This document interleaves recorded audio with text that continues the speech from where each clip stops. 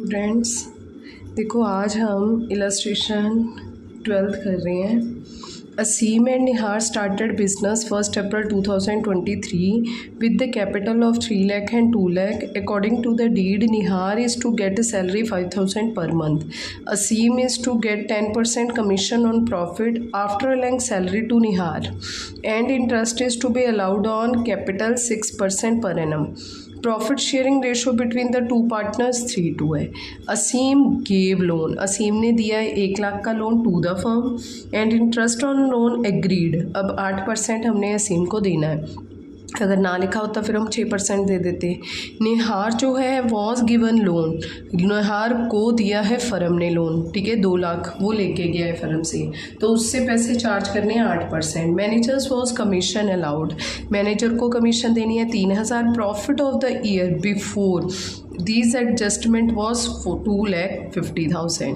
Pass the necessary entries for the distribution of profits. अब देखो बच्चे, यहाँ पे आपको आप देखो, यहाँ पे अगर आपके क्वेश्चन में जर्नल एंट्रीज बोला है, एंट्रीज, ठीक है, तो आपने P&L अप्रोप्रिएशन की सारी ही एंट्रीज पास करनी है। देखो दो डिस्टिंक्शन देखो, ये हमने क्वेश्चन किया था जिसमें बोला गया था pass a journal entry for distribution of profit, मतलब सिर्फ आपने जो है वो P&L अप्रोप्रिएशन बना के, ठीक है, उसके सिर्फ प्रॉफिट को डिस्ट्रीब्यूट करने की एंट्री पास करनी है, ठीक है, डिस्ट्रीब्यूशन ऑफ प्रॉफिट्स, ठीक है।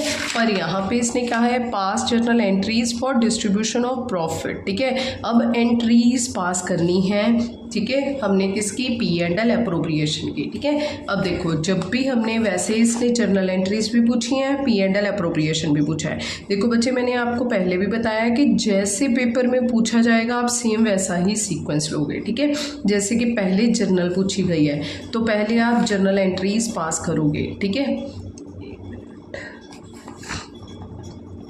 तो पहले हम जर्नल एंट्रीज पास करेंगे। लो जी, जर्नल एंट्री का फॉर्मेट क्या है, जर्नल का फॉर्मेट है date, particular, ledger folio, rupees and rupees, ठीक है। अब देखो यहाँ पे इसके बाद नीचे हम क्या बनाएंगे, अपना P&L अप्रोप्रिएशन अकाउंट। जैसे क्वेश्चन में पूछा गया है वैसे ही हमने करना है, ठीक है।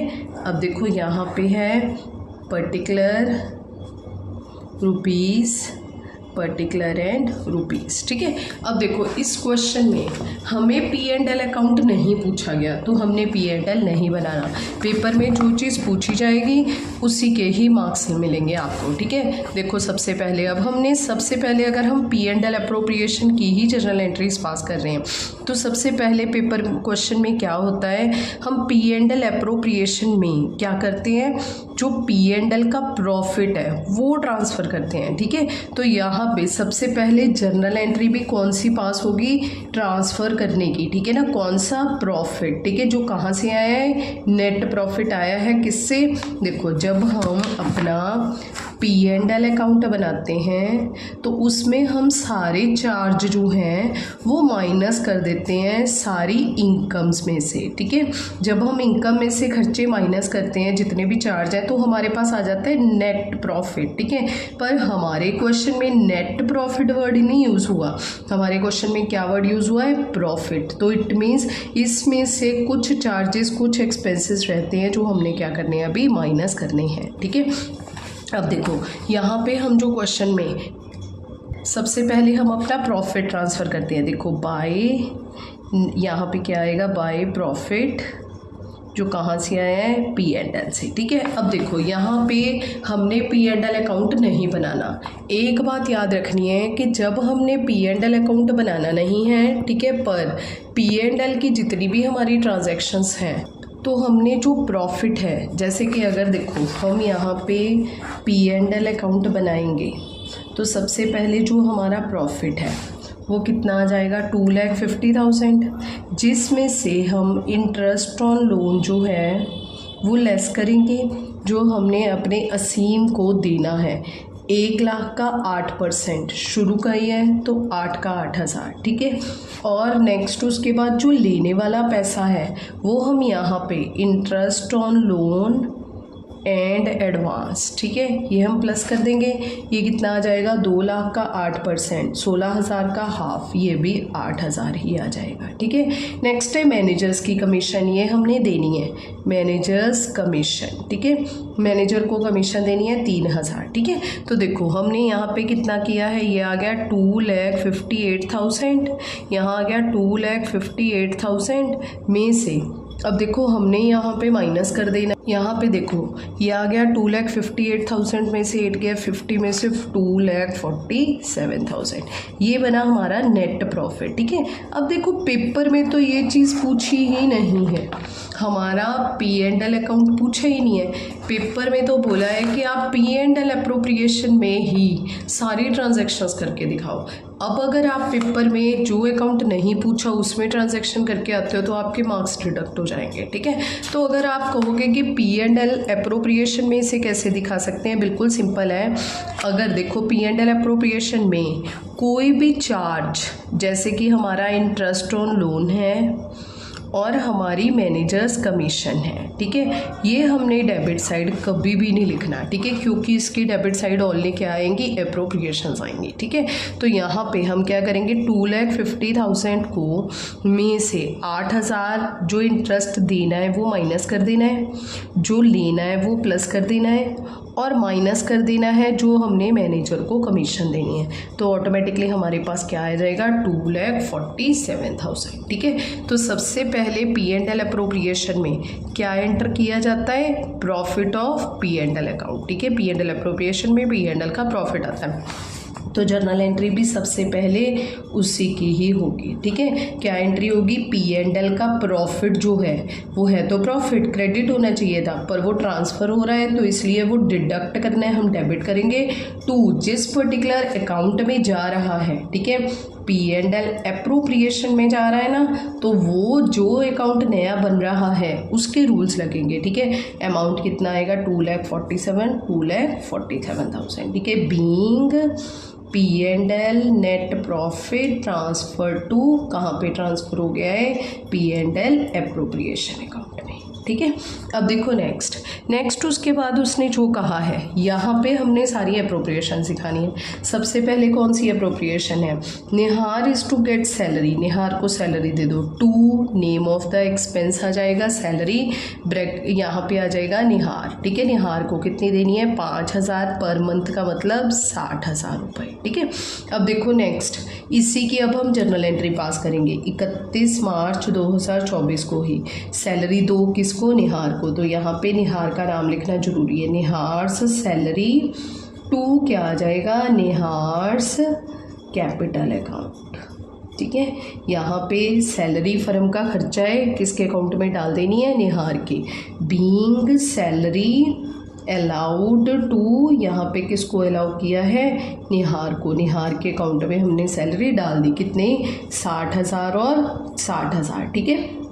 अब इसके बाद ये जो सैलरी है ये हम P&L अप्रोप्रिएशन में ट्रांसफ़र एंट्री डालेंगे, ठीक है।